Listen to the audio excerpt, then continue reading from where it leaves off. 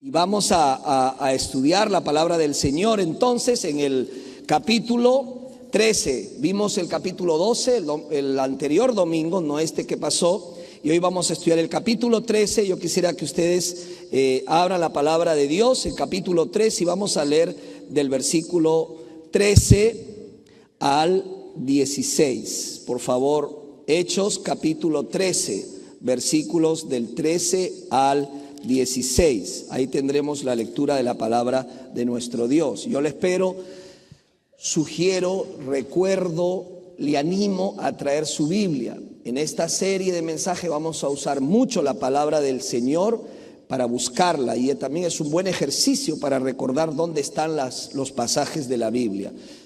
En el celular va a estar un poquito complicado, le sugiero traiga su Biblia. Hechos capítulo 13, vamos a leer el versículo 13 en adelante. ¿Qué dice la palabra del Señor? Dice: habiendo zarpado de Pafos, Pablo y sus compañeros arribaron a Perge de Panfilia, pero Juan, apartándose de ellos, volvió a Jerusalén. Ellos, pasando de Perge, llegaron a Antioquía de Pisidia, y entraron en la sinagoga un día de reposo y se sentaron. Y después de la lectura de la ley y de los profetas, los principales de la sinagoga mandaron a decirles: varones hermanos, si tenéis alguna palabra de exhortación para el pueblo, hablad.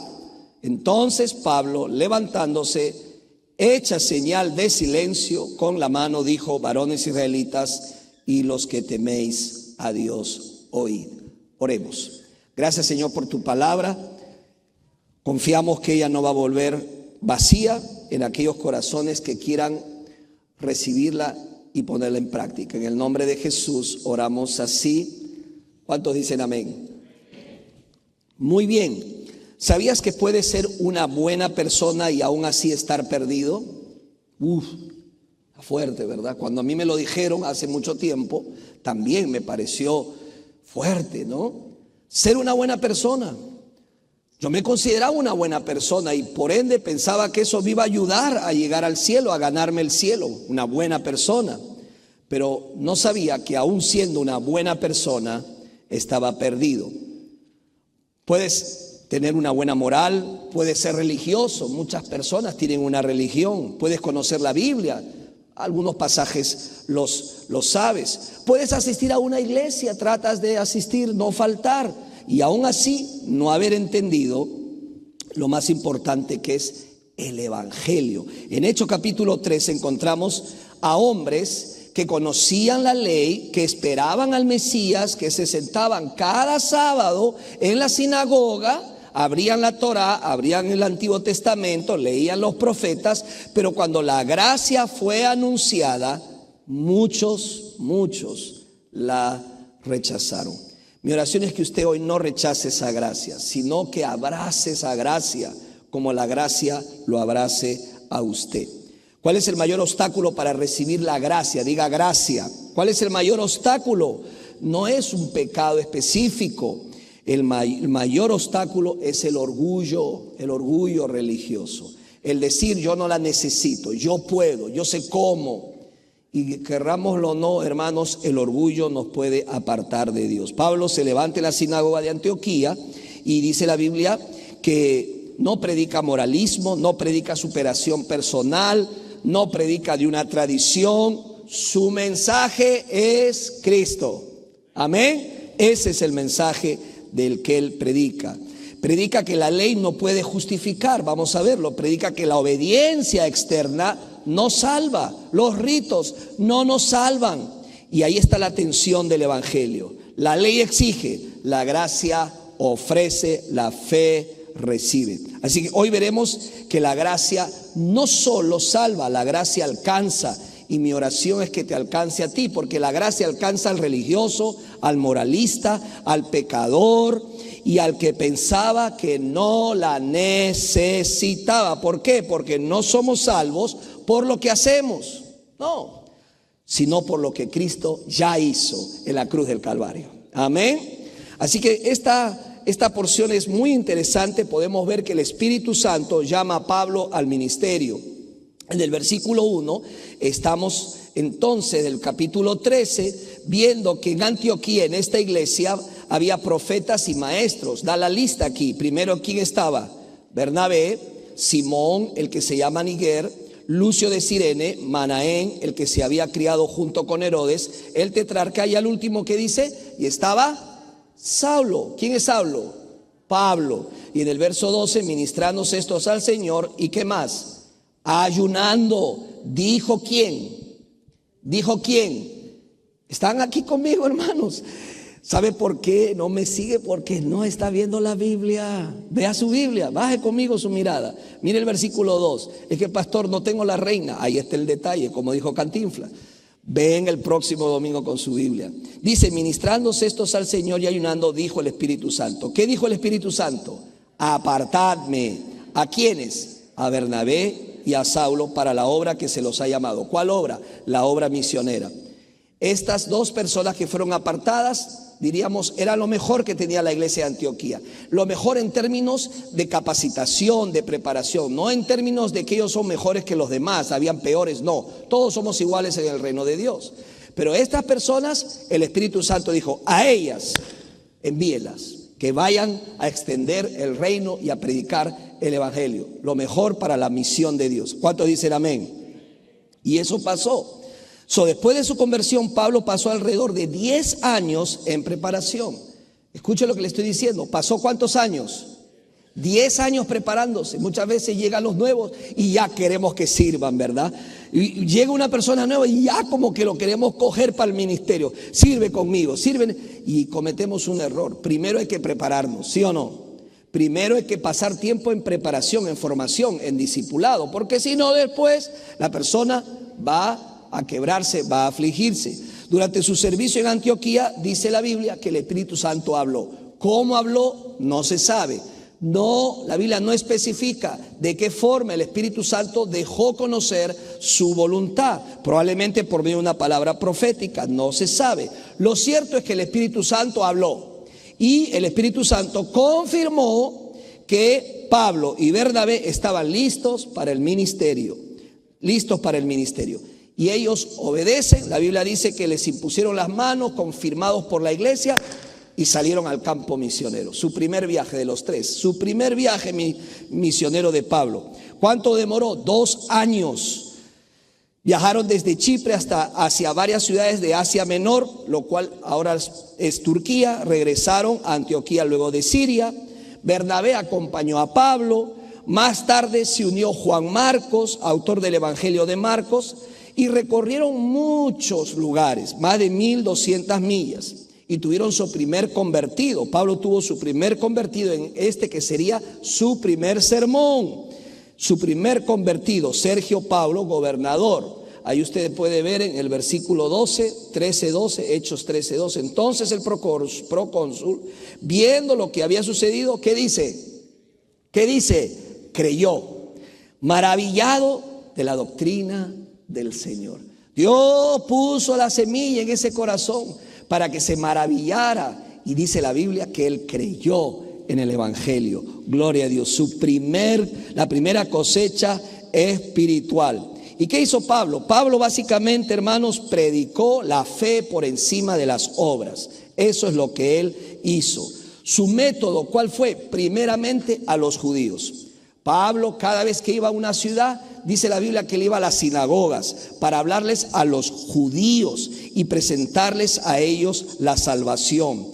Antes de ir a los gentiles, los judíos se enorgullecían de su obediencia a la ley. Ellos dijeron, bueno, nosotros somos amantes de la ley, obedecemos la ley, pero su obediencia era religiosa, externa, no del corazón.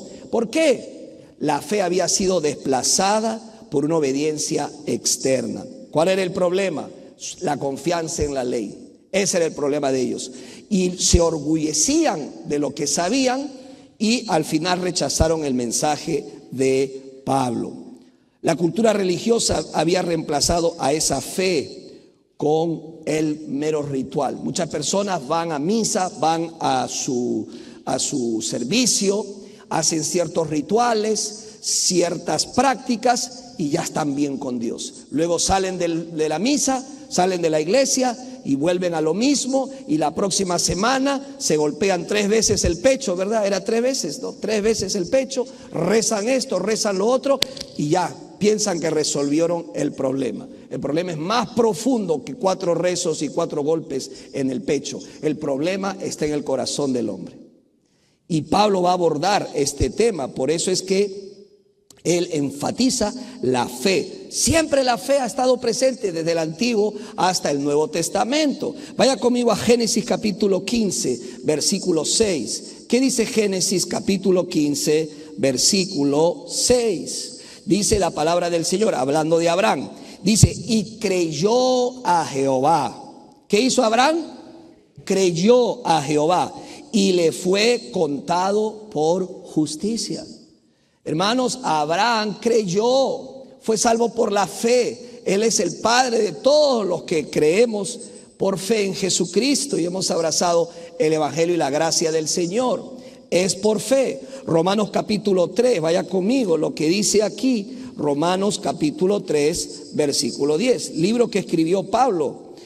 3:10 dice, como está escrito, no hay justo, ni aún uno. O sea, no hay una persona 100% buena. Y esto a mí me pegó mucho porque yo pensaba que mi familia y yo éramos una familia buena y que era suficiente para impresionar a Dios y para tratar de ganarnos el cielo. Pero dice la Biblia, como está escrito, no hay justo ni aún uno. No hay ni siquiera uno. No hay quien entienda. No hay quien, ¿qué dice? Busque a Dios. Por nosotros no es buscar, de nosotros no nace buscar a Dios. Dice el versículo 12, todos, ¿qué es todos? ¿Quiénes son todos? Todos se desviaron a una, se hicieron inútiles, no hay quien haga lo bueno, no hay ni siquiera uno.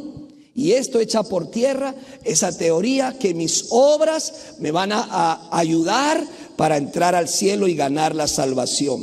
Y en el mismo libro, Romanos capítulo 3, versículo 3, lo dice de esta manera, muy claramente, Romanos 3:23, por cuanto todos pecaron. ¿Quiénes todos? Tú y yo.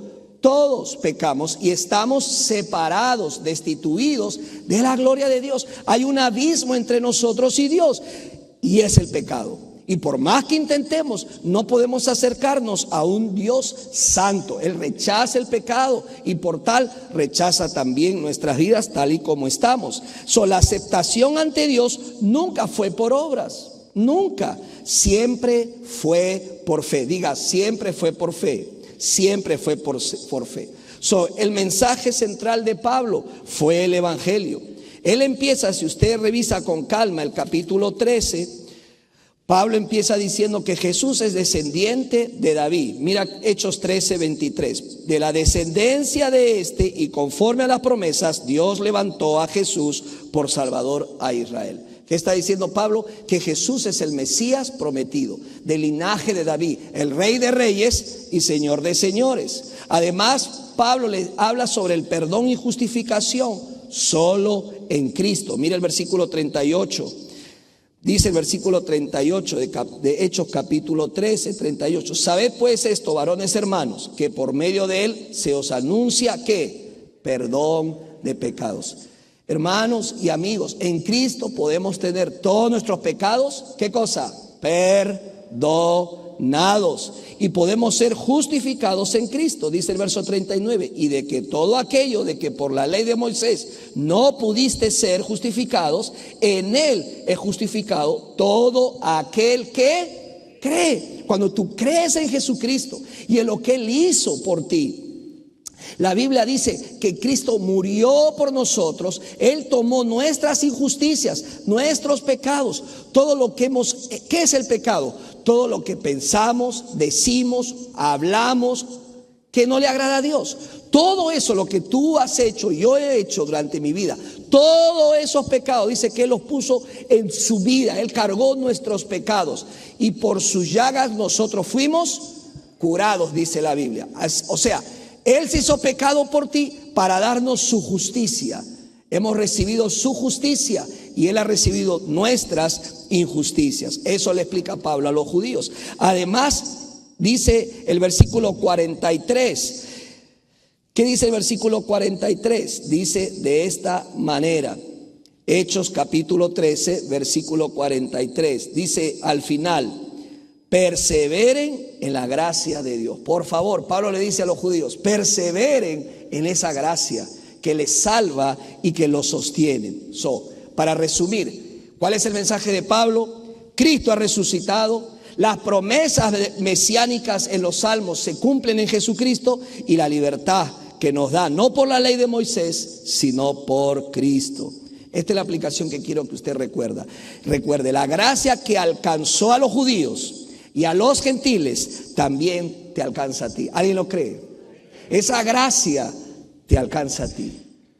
Pastor, yo estoy muy lejos de Dios. Usted no sabe lo que yo lo he hecho. Usted no se imagina. No me puedo imaginar, pero déjame decirte, no puedes irte más allá de la gracia de Dios. Dios te ama.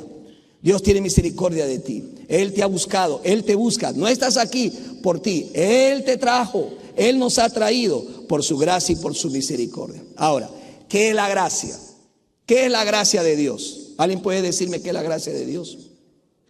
¿Qué es la gracia de Dios? Bueno, la palabra gracia significa favor inmerecido, bondad no merecida de Dios. Esa es la gracia de Dios, es un regalo del Señor. La salvación de mi alma, de su alma, es un regalo de Dios. ¿Alguien ha recibido alguna vez un regalo? Levante la mano. Baje la mano. Veo algunos que no han recibido regalos. Judita, toma nota, apunta. En Navidad le vamos a dar un regalo a ustedes. Me da pena, tengo sentimientos encontrados. Pero cuando te dan un regalo, ¿tú pagas por el regalo? No. Si has pagado, te han engañado. Porque regalo es regalo. Es recibir un regalo, es no ganártelo. Bueno, la gracia es un regalo de Dios. Es un regalo. La palabra griega es charis, que significa favor inmerecido. ¿Qué es un favor inmerecido? Yo no lo merezco. La salvación no la merezco. Nadie merece la salvación. Solo Cristo ganó la salvación a nuestro favor. ¿Ok? ¿Qué es la gracia? Favor inmerecido. En hebreo también está la palabra gen, que significa favor, benevolencia. Escucha lo que le voy a decir. La gracia está en toda la Biblia. En toda la Biblia se encuentra descrita la gracia de Dios, desde el Génesis hasta el Apocalipsis. Quiero comprobárselo por usted mismo. Vaya a Génesis capítulo 6, versículo 8. Génesis capítulo 6, versículo 8. ¿Qué dice la palabra del Señor? Génesis 6, 8. Dice así: pero Noé. ¿Quién? Noé. ¿Qué hizo Noé? ¿Construyó qué? El arca. Noé halló qué? Gracia ante los ojos de Jehová. ¿Qué halló Noé? Gracia. Gracia delante de los ojos de Jehová. Ahora vaya conmigo a Apocalipsis capítulo 22. Mira el último pasaje de la Biblia. El último pasaje, versículo 21. Apocalipsis 22, 21. ¿Qué dice? La gracia de nuestro Señor Jesucristo sea con todos vosotros. ¿Se da cuenta? El último versículo, la gracia de Dios. Déjame decirte algo. Por la gracia de Dios tú estás aquí. ¿Alguien puede alabar a Dios? Por la gracia de Dios estamos donde estamos. La Biblia comienza y termina con la gracia. La gracia es un atributo de Dios. Solo Dios puede dar ese tipo de gracia. El Salmo 145 lo dice de manera clara. Vaya conmigo a Salmo. Vaya conmigo, hermano. Vaya. Salmo capítulo 145, versículo 8. Gáneme en buscar el versículo. Salmo 145, 8. Dice: clemente y misericordioso es ¿quién? Jehová. Lento para la ira y grande en misericordia. ¿Alguien puede decir un amén? Ese es nuestro Dios, clemente y misericordioso. Ahora, en donde se encarna la gracia, ¿sabes en quién es? En Jesucristo. Jesucristo es la encarnación de la gracia. En Juan capítulo 1, vaya conmigo, versículo 14. Juan capítulo 1, versículo 14. ¿Qué dice? Juan capítulo 1, versículo 14. Dice de esta manera: y aquel verbo fue hecho carne y habitó entre nosotros, y vimos ¿qué? Su gloria, y gloria como el unigénito del Padre, lleno de gracia, remárcalo ahí, hazle una rayita, lleno de gracia, ¿y qué más? Y de verdad. Ahora mire el verso 17, pues la ley por medio de Moisés fue dada. ¿La ley fue dada por quién? Por medio de Moisés. Pero la gracia y la verdad vinieron por medio de Jesucristo. ¿Alguien puede decir gloria a Dios?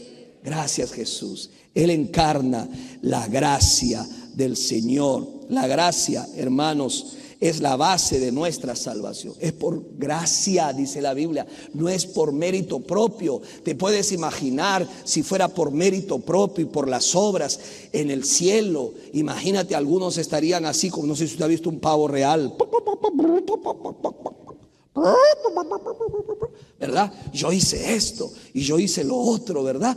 Para poder asegurar y decir, yo hice aquí, yo doné a la iglesia, yo le puse ahí una donación, entonces yo tengo que entrar al cielo. No, 1000 veces no.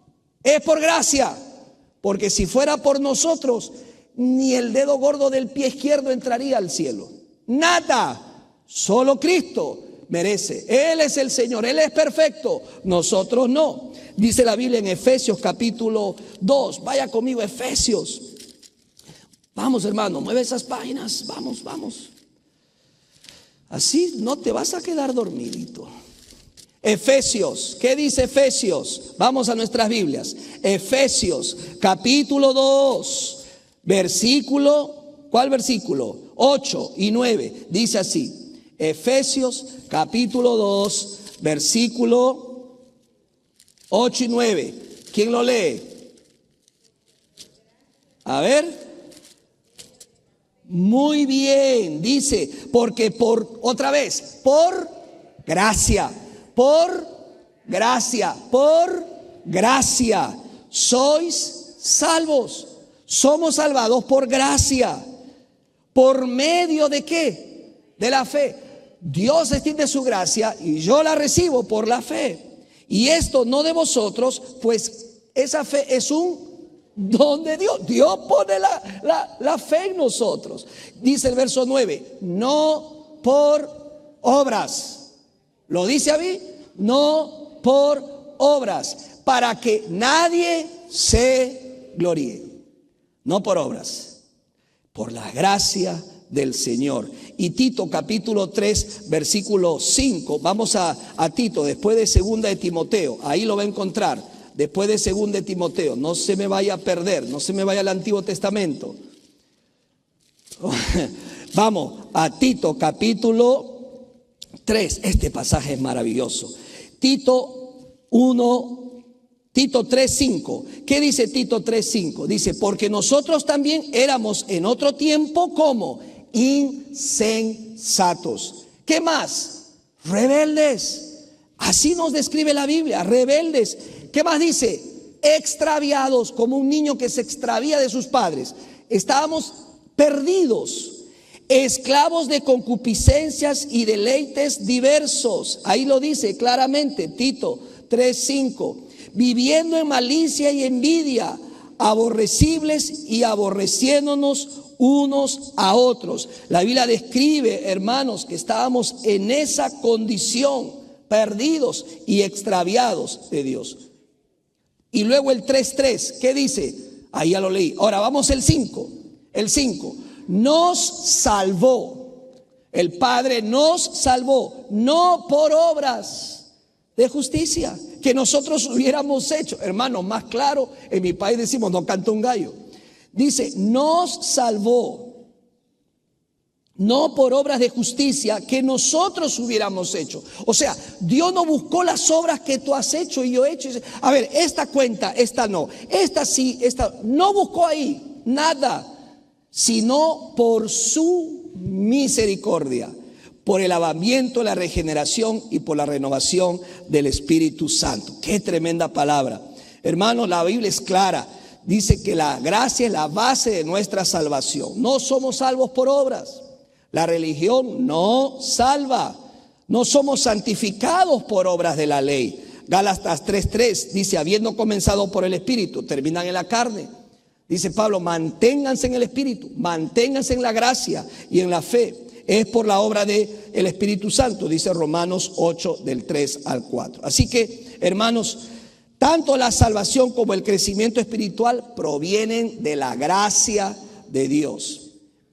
¿Por qué es importante esto? Porque lo que tú y yo hacemos, lo hacemos por amor. Obedecemos por amor a aquel que lo hizo por nosotros, a aquel que dio su vida por nosotros. Hemos cantado canciones que enfocan al Salvador. Cristo es el que merece el honor y la gloria. Amén. Todo sea para Él. Obedecemos por amor, no para ganar favor. Eso es la gracia de Dios. Ahora, esto es bien importante. La gracia, número 2, no elimina el valor de la ley. La gracia no elimina el valor de la ley. Hay gente que piensa, ya no leemos el Antiguo Testamento, ya Cristo cumplió la ley, ya no me importa la ley y desechan la ley. No, jamás. Dice la Biblia que Cristo no vino a abrogar la ley, sino a cumplir la ley. Él cumplió la ley. Entonces, ¿cuál es el valor de la ley? La ley sigue teniendo propósito. Ella es una norma de vida para nosotros. Explica el estándar de Dios. Explica el estándar de Dios. ¿Cuál es el estándar? Las expectativas de Dios. Vamos conmigo a Romanos capítulo 7, versículo 7. Romanos 7, 7. ¿Qué dice la palabra de Dios? Dice así: ¿qué diremos pues? ¿La ley es pecado? En ninguna manera. Pero yo no conocí el pecado sino por la ley, porque tampoco conociera la codicia si la ley no dijera: no codiciarás. La ley es el estándar de Dios. Lo que espera Dios de nosotros. Explica el estándar de Dios. Expone nuestra condición. Esta ley expone mi condición y me reflejo en ella y digo, wow, ¿cómo estoy yo? Hebreos 4:12 dice la Biblia que la palabra discierne nuestros corazones. La Biblia sabe y nos conoce. Si usted no lee la Biblia no lo va a leer a usted, no le va a hablar a usted. Usted puede quejarse, usted puede renegar, pero si no la abre, la Biblia no le va a hablar a usted. Santiago capítulo 1, versículo 23, dice que la Biblia es como un espejo. La compara como un espejo donde uno se mira y como un espejo yo tengo que hacer los arreglos respectivos porque el espejo refleja cómo estoy. Pero dice Santiago, algunos se olvidan y aunque se miran en el espejo se van como están. ¿Alguna vez le ha pasado eso? Se olvidó de peinarse, se olvidó de bañarse, se olvidó de afeitarse y se da cuenta luego cuando está manejando 20 millas de distancia de su casa, no hay cómo regresar. Y por eso tú ves yo he visto mujeres que se pintan cuando manejan. Es un arte. Yo no entiendo cómo lo hacen las mujeres. En cada parada, en cada stop, en cada semáforo, empiezan. Oh, yo digo, son magas, son expertas. Y los hombres no se pintan, los hombres van comiendo en cada stop.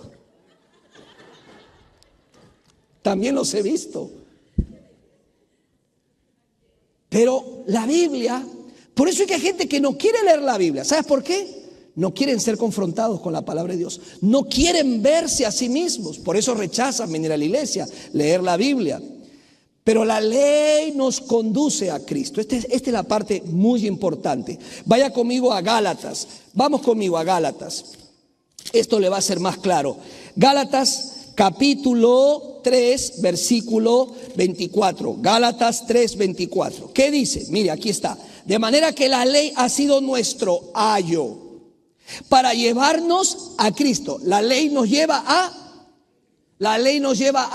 Cristo, a fin de que fuésemos justificados por la fe. Verso 25. Pero venida la fe, ya no estamos bajo el ayo. ¿Qué es el ayo? Dice que la ley es como el ayo. Es como un pedagogo, alguien que ayuda al muchacho a llevarlo a la escuela para que lo formen. La ley nos ha llevado ¿a quién? Nos ha llevado a Jesús. Por eso es importante la ley. ¿Sabe qué dice la Biblia? Que la ley es para el orgulloso, la gracia para el humilde. ¿Alguien puede recordarlo? La ley es para el orgulloso, la gracia para el humilde. Porque solo un corazón orgulloso puede ser quebrantado con la ley de Dios. ¿Sabes por qué? Porque la Biblia dice que hemos quebrantado los mandamientos de Dios. Y así como se quebranta alguna ley humana y merecemos un castigo, nosotros hemos quebrantado la ley divina. Piensa en los 10 mandamientos. ¿Alguna vez has mentido? ¿Alguna vez has mentido? Sí, pastor, cuando era chico yo mentí, pero eran mentiras blancas. Hermano, la mentira no tiene color. No hay mentira blanca, rosada, amarilla, oscura. Mentira es. Y Dios dice, no mentirás. ¿Alguna vez usted ha matado? ¿Hay un asesino aquí? Ay, pastor, no diga eso. Bueno, la ley dice que si tú odias a tu prójimo, le guardas rencor, tú eres de la persona que dice, a él ni lo veo ni en pintura. Ya lo mataste, ¿dónde? En tu corazón. La Biblia prohíbe el homicidio. ¿Me está entendiendo? ¿Alguna vez ha codiciado a una persona que no es su pareja con sus ojos, con su corazón? Ha cometido adulterio. Aquí caemos todos. ¿Alguna vez ha blasfemado el nombre de Dios? No, pastor, yo, Señor, parecemos como los discípulos. No, Señor. ¿Cuántas veces cuando te has alegrado, te has entristecido o te has enojado, has dicho, oh my, ya le ibas a decir, oh my God, oh mi Dios? Usamos el nombre de Dios en vano y hemos quebrantado esa ley. ¿Sabe lo que dice la Biblia? Si quebrantamos un mandamiento es como si hubiéramos quebrantado todos los mandamientos. Necesitamos un Salvador, Cristo Jesús. ¿Cuántos pueden decir amén? Hermano, amigo, ser buena persona no salva. Cornelio, ¿se acuerdan del personaje Cornelio?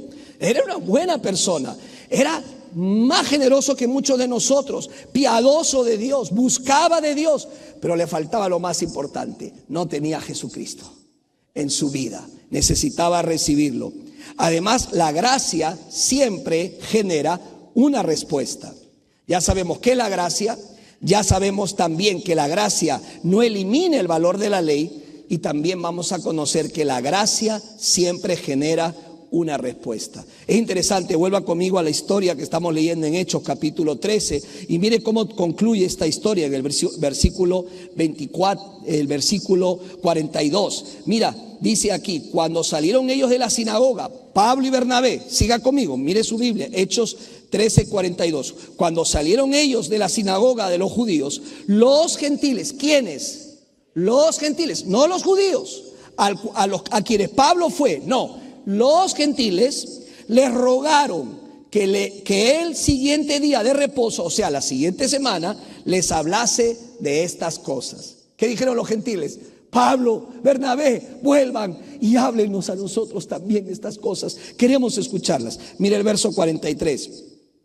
Y despedida la congregación, muchos de los judíos y de los prosélitos piadosos, ¿qué hicieron? Siguieron a Pablo y a Bernabé, quienes hablándoles le persuadían a que perseverasen en la gracia de Dios. Todo estaba bien, ellos lo seguían, lo felicitaron y estaba como un casamiento, todo estaba muy bien. Pero mire, ahí no queda la historia. 44, el siguiente día de reposo, la siguiente semana, se juntó casi toda la ciudad. ¿Para qué? Para oír la palabra de Dios. Pero viendo los judíos la muchedumbre, ¿se llenaron de qué? Se llenaron de celos. Se pusieron celosos, ¿verdad? Los celos. Y rebatían lo que Pablo decía, contradiciendo y blasfemando. Los mismos que la semana anterior estaban con Pablo y con Bernabé acompañándolos. Ahora, por los celos, ahora hasta blasfeman. Los celos son terribles. ¿Usted es celosa, hermana? Oye, ¿qué hace usted, varón, mirándole a la esposa? No mire a nadie. Los celos matan. ¿Sí o no? Por celos se mata. ¿Sí o no? Ahí la hermana me dijo, sí, pastor, me dice. Y los varones también, porque hay mujeres celosas y hay varones, gracias mi amor por decirme. Hay varones celosos. ¿Su esposo es celoso? Bueno, hay un celo bueno, ¿verdad? Pero hay un celo enfermizo.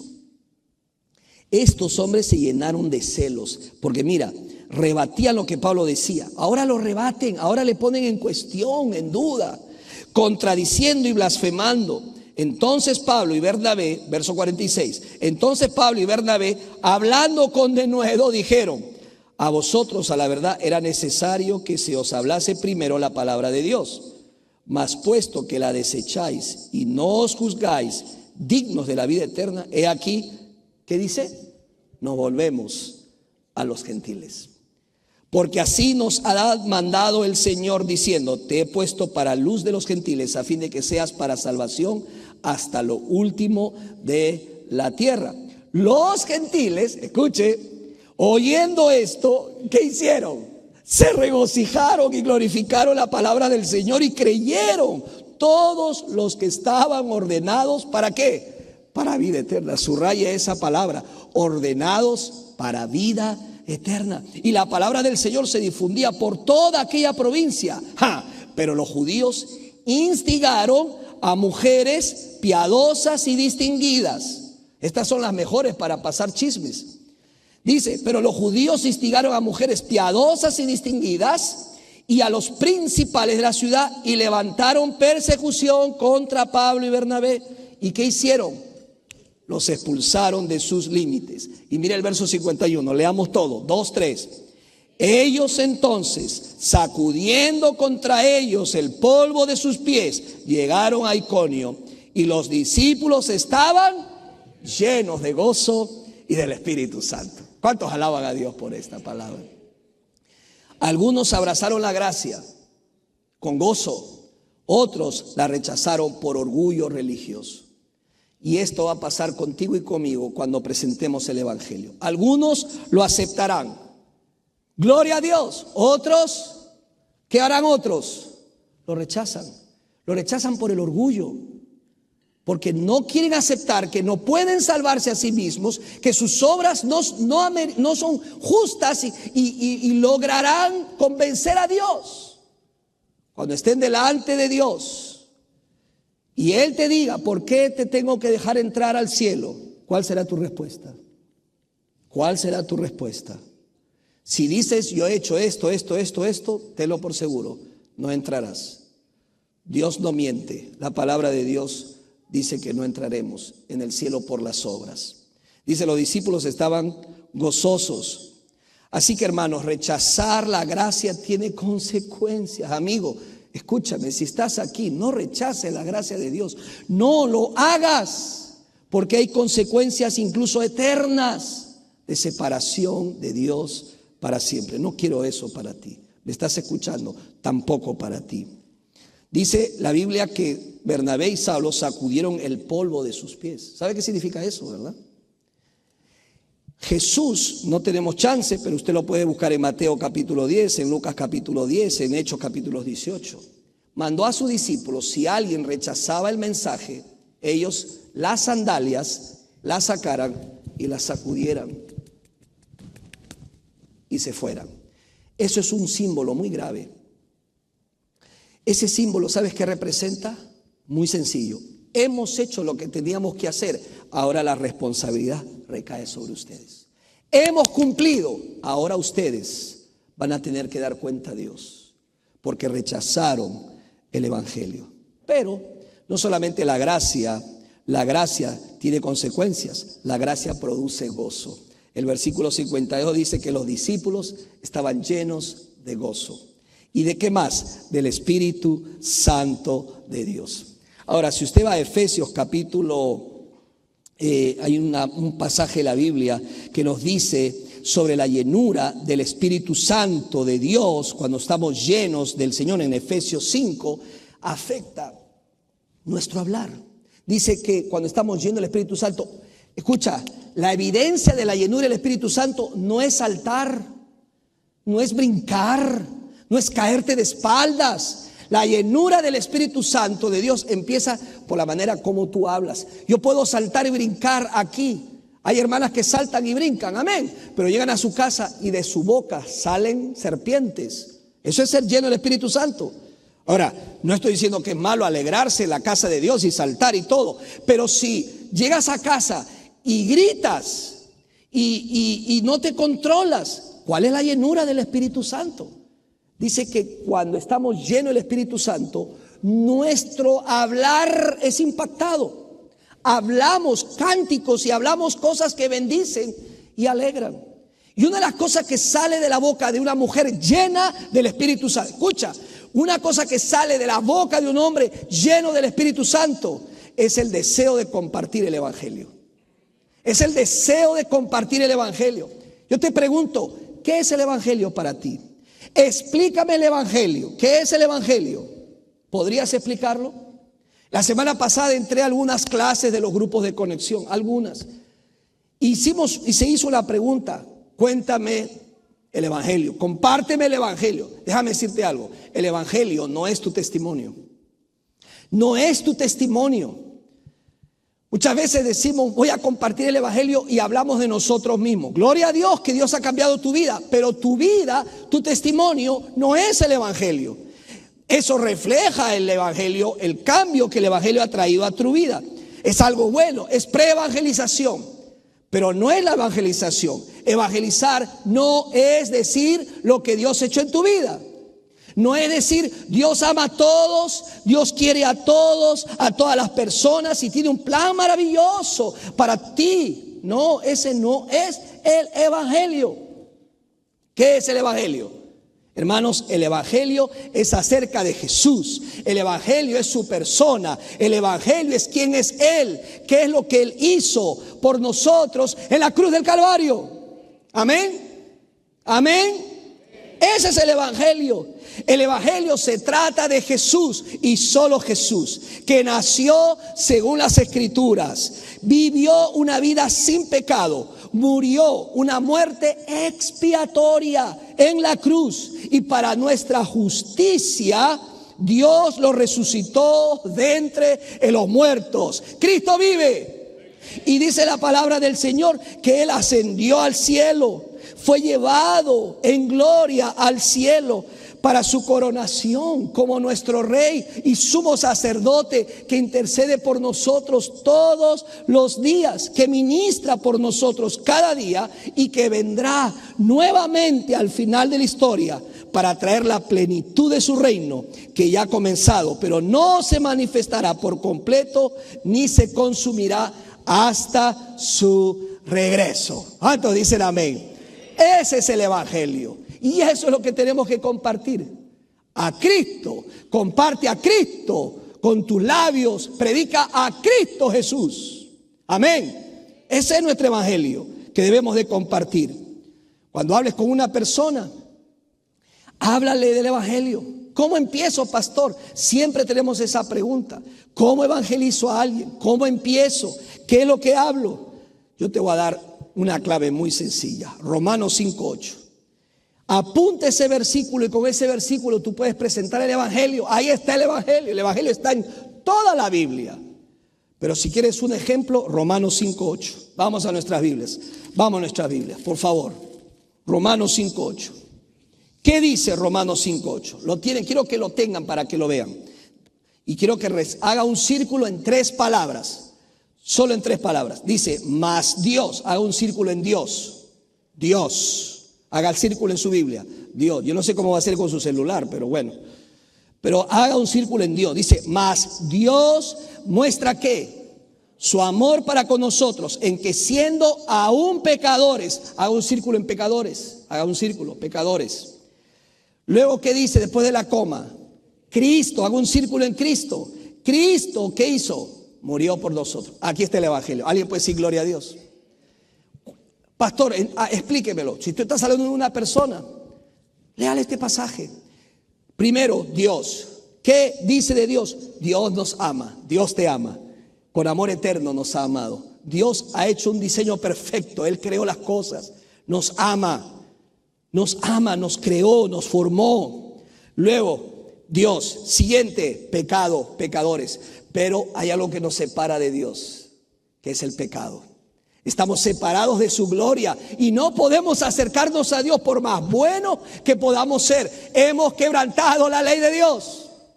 Y Dios no acepta el pecado porque Él es santo, puro. La tercera palabra, Cristo. Sabiendo eso, nos ofreció una solución. Ahí está el Evangelio. Cristo Jesús, que murió por nuestros pecados. Hermanos, ahí está el Evangelio. ¿Cuántos dicen amén? Romanos 5:8. Ahora, ¿es suficiente aquí? No, no. Es como que si yo te digo, tengo este regalo. ¿Qué falta? ¿Qué falta? Hermano Iván, tengo este regalo. ¿Qué le falta a Iván? ¿Qué le falta? Tomarlo. ¿Qué le falta a Iván? Recibirlo. Yo puedo tener un regalo hermoso, pero si no lo recibes, no es tuyo. La obra de Cristo en la cruz fue por todos, pero no es automática, solo en aquellos que lo reciben. Y ahí te doy un pasaje, Juan 1:12. Con ese pasaje terminas. Juan 1:12. Vaya conmigo a Juan 1:12. Juan 1:12. ¿Qué dice Juan 1:12? Acá terminamos. Dice Juan 1:12. Juan 1:12. Dice así: mas a todos los que le recibieron, a los que creen en su nombre, les dio potestad de ser hechos hijos de Dios. ¿Sabes que mi ruego en esta tarde es que tu nombre esté puesto aquí y puedas leer tu nombre, decir más y dices tu nombre? Le recibí. Dices tu nombre, creí en su nombre, me ha dado la potestad, el permiso, el derecho de ser hijo de Dios.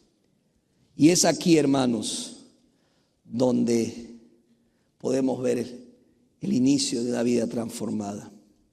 John Newton, autor de Sublime Gracia, la canción Sublime Gracia, dijo: soy un gran pecador y Dios es un gran salvador.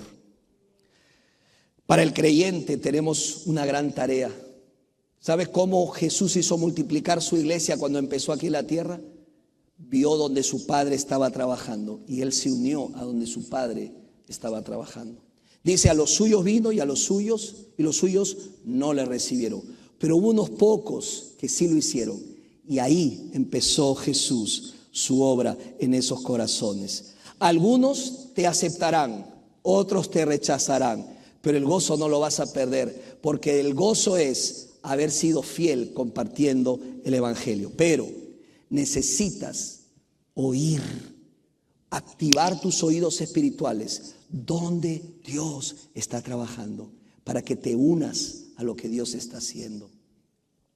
Pastor, ¿y cómo sé dónde Dios está trabajando? Cuando una persona, por ejemplo, te dice: yo me siento mal por los pecados que he cometido. Dios ya empezó a trabajar en esa vida. Una persona puede decir: yo tuve un sueño o una visión. Ahí ya Dios está empezando a trabajar. Únete. O alguien puede decir: ¿qué pasará conmigo cuando muera? Ahí Dios ya está activando, está trabajando. Únete. Preséntale el Evangelio del Señor. ¿Están tus oídos alerta? Dios quiere usarte. Dios usó a Pablo y a Bernabé. Fueron fieles y aunque fueron rechazados por algunos, ellos siguieron con su mismo gozo. Tenemos gozo de haber cumplido con nuestra tarea. A los que no son creyentes, escúchenme por favor, amigo, amiga. ¿Pensabas que ser buena persona era suficiente? Sé honesto, sé honesto. Yo también pensaba que era suficiente. Pero no tienes que demostrar nada a Dios. No, el único bueno para Dios, la única persona buena para Dios es su Hijo Jesucristo. Él es el único bueno que Él tiene, su Hijo Jesús. Y ese único bueno se hizo malo, recibió los pecados tuyos y míos para cargarlos en esa cruz y que la ira de Dios recayera sobre Él. Solo acepta la gracia que hoy te alcanza. Solo acepta la gracia.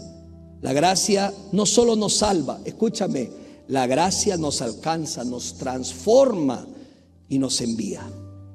¿Cuántos dan gloria a Dios por la gracia del Señor? Puedes decir ahí donde estás: Señor, gracias por tu misericordia y por tu gracia, porque si no fuera por ella, ¿qué hubiera sido de mí? Sería como un pájaro herido, dice una canción, que se arrastra en el suelo. Pero esa gracia me alcanzó. Y esa gracia, amigo, quiere alcanzarte a ti hoy. Tienes una decisión que tomar. ¿La recibes o la rechazas?